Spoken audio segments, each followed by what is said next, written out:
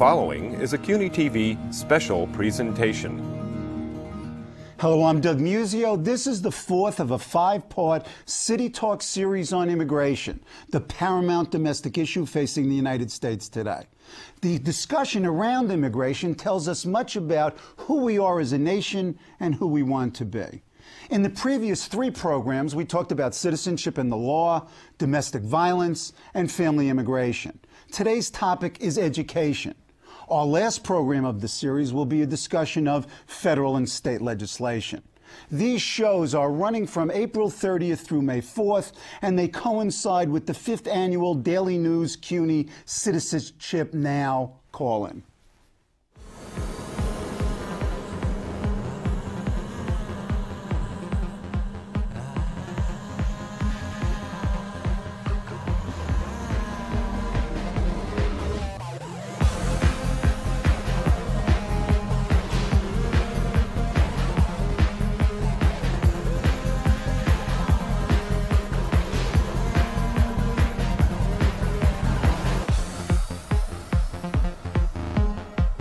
Joining me as co-host, guest, and commentator for this series is Alan Wernick, a professor of law at Baruch College and chair of CUNY's Citizenship and Immigration Project. His column, Immigration Advice, appears in the Daily News twice a week. He is also the author of U.S. Immigration and Citizenship, Your Complete Guide, in its 4th edition.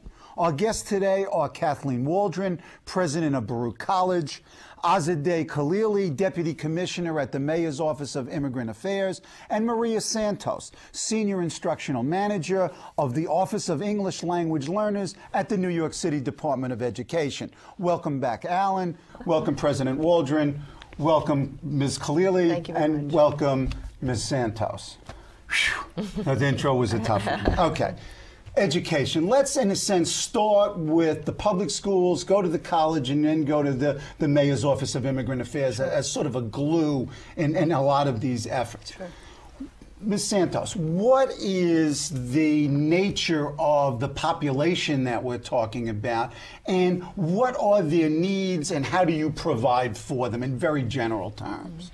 In New York City, we have about 13% of our students are English language learners in the city, and they are very diverse. About 2/3 of them come from home languages where Spanish is the spoken language, but we have also something like 160 different languages in our schools.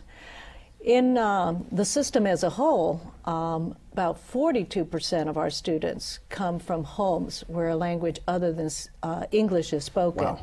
That means that even as they move into proficiency in terms of their English language development, they continue to need support in their academics because at home we're speaking another language that's not English. The city and the Department of Education provides a diverse repertoire of services for our students and our families. We offer our parents choice in terms of the type of program that they want their child engaged in. We have 3 key choices for our communities. All of the choices include English as a second language instruction. One of the choices is translational bilingual education program, where the goal there is to continue to develop the native language and provide support in the native language in the core academic areas, as well as English instruction throughout. As the student goes through the system, the more English the student has, the less native language support the student receives. We have dual language programs where the objective is to have students become bilingual, biliterate in 2 language. And that program is open also to monolingual English-speaking students that come into the program and develop the 2 languages with students from a targeted language. And then we have English as a second language, where most of the instruction is in English, but there continues to be native language support. So you've got a lot of students and a lot of programs to deal with them. How daunting is it? It's a huge task in the city because not only are we supporting parent choice and opening schools, which is another key initiative within the city, is opening small schools that afford diverse communities more choices and includes the English language learners in the schools as well. It's huge because not only are we addressing the students when they're designated English language learners, but then as they move out of that designation as well. Because every teacher that has students in our system needs to learn how to work with students that are developing their language. And it's that language of schooling that we're targeting because that's where we have the significant challenge for kids. Okay, and looking at your data from your ELS study, that the largest number of such students are in the high schools, and they need then to transition into the colleges. And I've been at Baruch for 27 years, and you've been now there for 4 years? 3 years. This is 3 years. Talk about the colleges. Talk about Baruch as an entree point for the students that are coming out of the public schools. It's very interesting to hear all the programs you have because I think we get the benefit of them. Baruch has 15,000 students, and it's a very selective college to get into. And nearly 40% of our undergraduates were born outside of the United States. So it's a challenge to meet with all those students and to help them understand how to move from a high school to a college environment. But they arrive well and do well at Baruch. And we have some great programs. Baruch, of course, is known as the business school in the City University of New York system, and most of our students major in business, although not all. And we have some great programs for them. In terms of international students, what type of numbers are we talking about, and what type of programs and activities are specifically targeted toward them? Right. About 10% of the students at Baruch actually are on international visas. So there are international students, and we have an international student center set up for them specifically to help them with all of the issues that they have to deal with, whether it's visas or acclimating to New York City, how to figure out the metro system, how to get academic advising, if they ever need extra English as a second language programs before they start their graduate program. We do an intensive summer course for people, as well as just providing financial counseling and academic counseling. Okay. The DREAM Act. We were talking before we got on the set about the DREAM Act and how that would impact communities and sort of transitioning out of the colleges. What does the DREAM Act do? What is it? What prospects are there for actual passage? Sure. Well, the Mayor's Office of Immigrant Affairs is a bridge between immigrant communities and the New York City government, and our job is to make sure that we promote policies that make lives make the situation better for immigrant communities, for immigrant children. DREAM Act is, of course, one of those policies that we have been promoted. The mayor has supported it.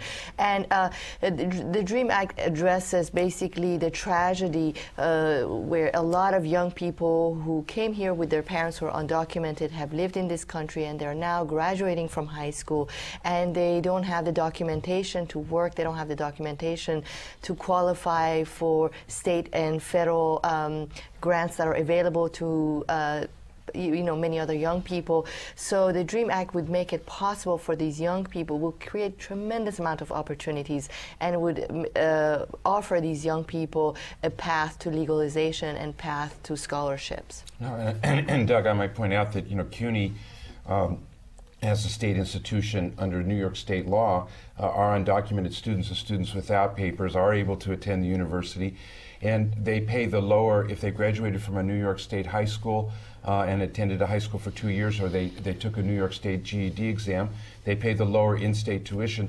And while undocumented students are not eligible for state and federal financial aid, they are eligible for, if they graduated from a New York City high school, for the Vallone scholarships, which are available through the New York City budget, which is I believe $650 a semester now, a total of $1,300 a year. They have to maintain a B average, and they have to have graduated with a B average. And also they're eligible for the terrific honors program in CUNY, which is a full scholarship program that provides a stipend, computers, and special access for the most outstanding students. So it's a little tough on our undocumented students in the university because the financial aid availability is very, very limited, but people make do. We do have a number of people who are undocumented, and they're quite successful. If the DREAM Act passed, of course, they would even be more successful. Absolutely. Because then they would be eligible for the same financial aid as other immigrants and U.S. citizens. Yeah, we have about 3,000 young people in our system who are undocumented, and we really would like those young people not to stay away from the school system, not to stay away from colleges, and really continue for your education. And do meet with your counselors, you know, and try to get more information about some of these opportunities.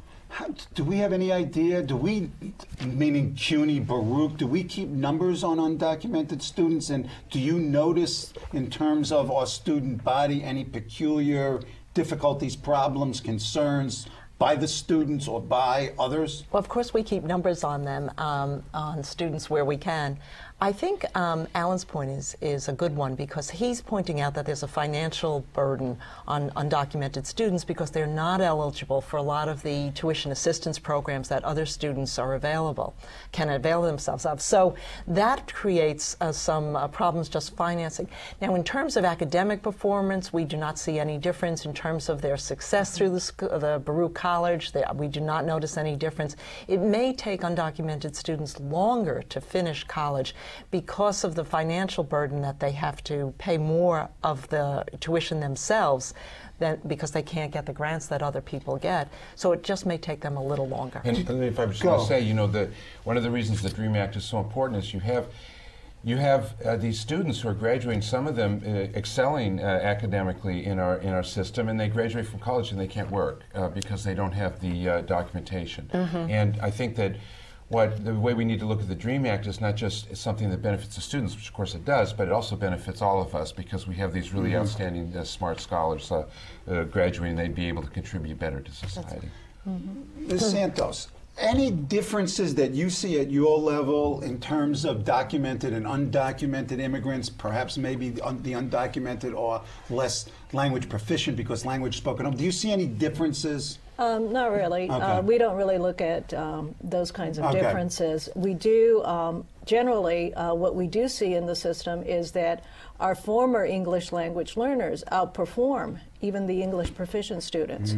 And so our immigrant students come with high motivation and a drive to excel and do very well in our system with very coherent programs. And so this is one of the things that we need to make evident to the community, that our students coming from different communities are an asset and have a commitment to education and to excel. And we've seen that throughout our system. Our challenge, of course, is that when kids come to us at high school, it's so challenging for them to not only do the rigorous academic work, but also to learn English. So they're doing double the work to graduate from high school and to meet our standards. Let me also stress this fact that we don't want young people who are undocumented and their parents to stay away from our school system.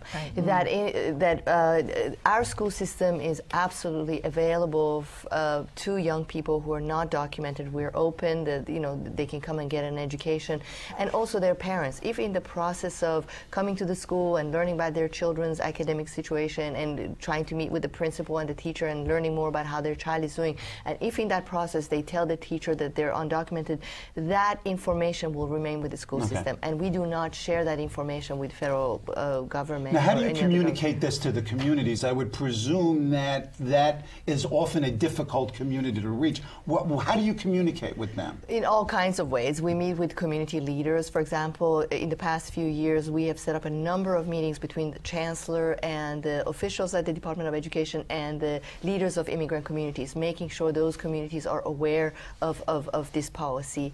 And also, we have done tremendous amount of education with parents through newspapers, through electronic media, letting parents know that, especially during this reform, we don't want parents to stay away from the school system.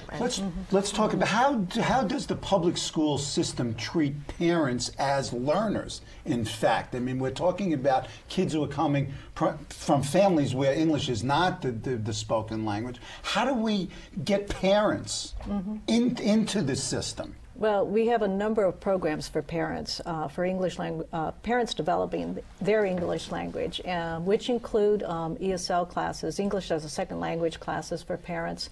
We also run close to 12 conferences throughout the year to draw in the parent community, not only to educate them about what is offered for their children, but also what kinds of supports the city has for them as immigrants and what they can avail themselves.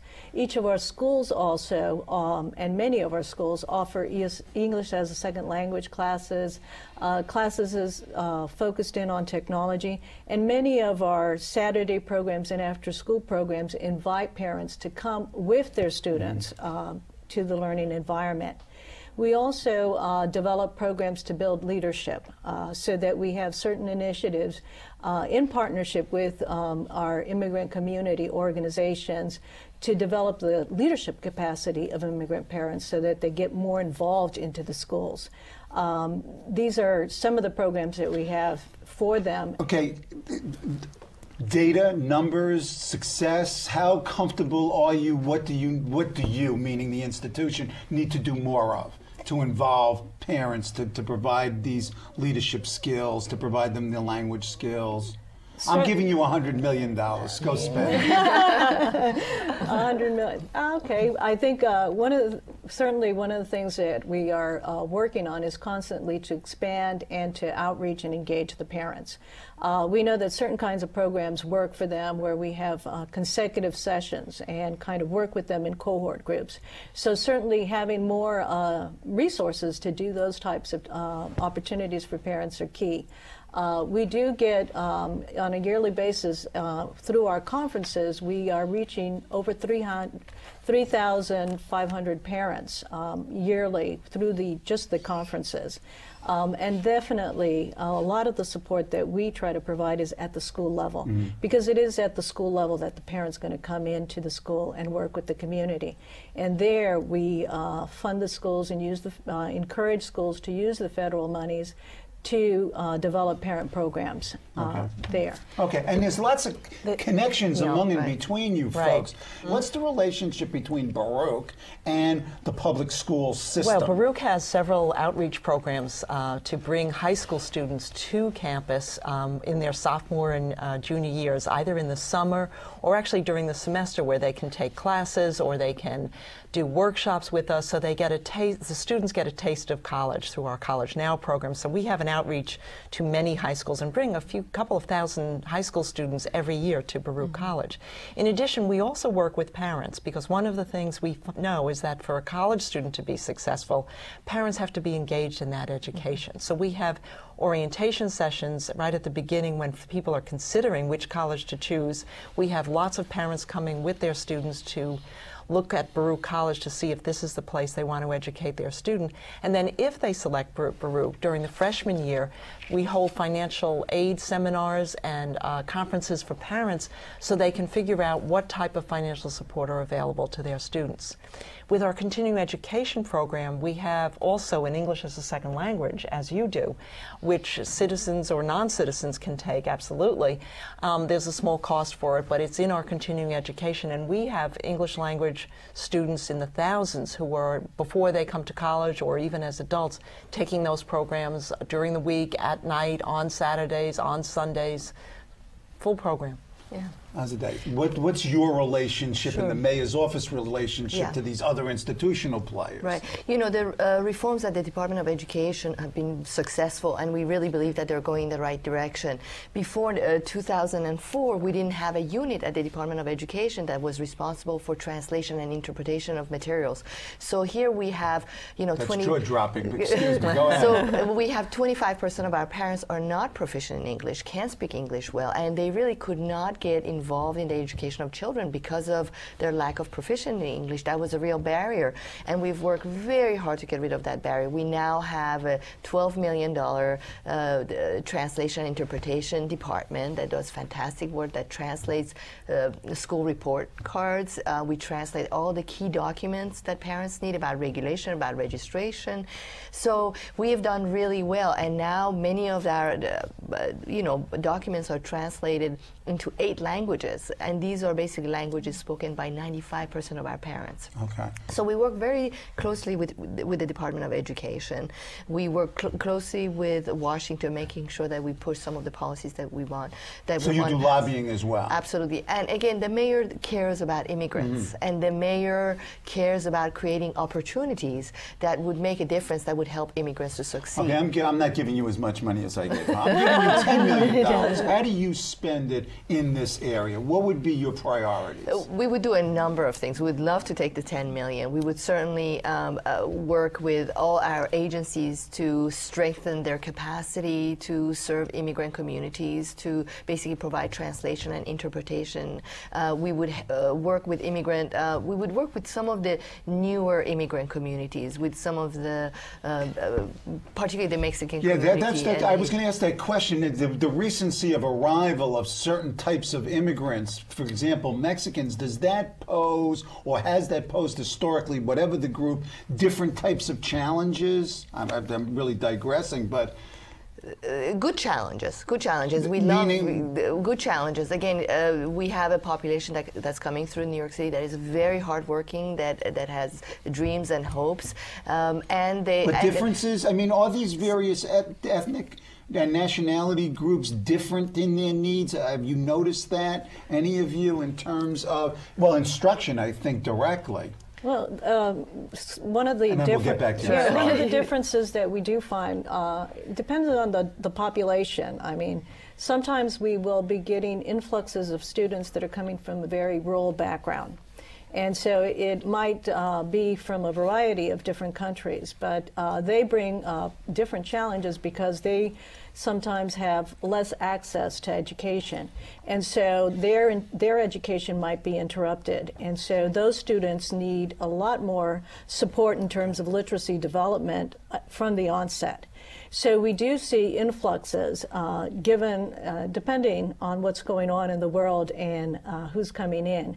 We certainly have a growing Mexican population, and we've been working with the Mexican consulate on a number of programs to really get to the parents early and often through their resources, and then also bringing them into the programs that we have opened up for it's interesting that the consulate is doing so much work with the public school system, but they're doing so much work with CUNY. That's right. And we at Baruch are involved, CUNY's involved, so the consular agencies of the various countries can have a tremendous impact. Now you still have part of your $10 million to spend, and then I have to give President Waldron something in between. Maybe $100 million. I'm on that. So go ahead. So I mean, you've laid out basically two priorities. Again, I just wanted to say that we have many immigrants are escaping, are basically political refugees, and we come from countries where we didn't have a good relationship with government. Use the word we. Explain. Well, I come from.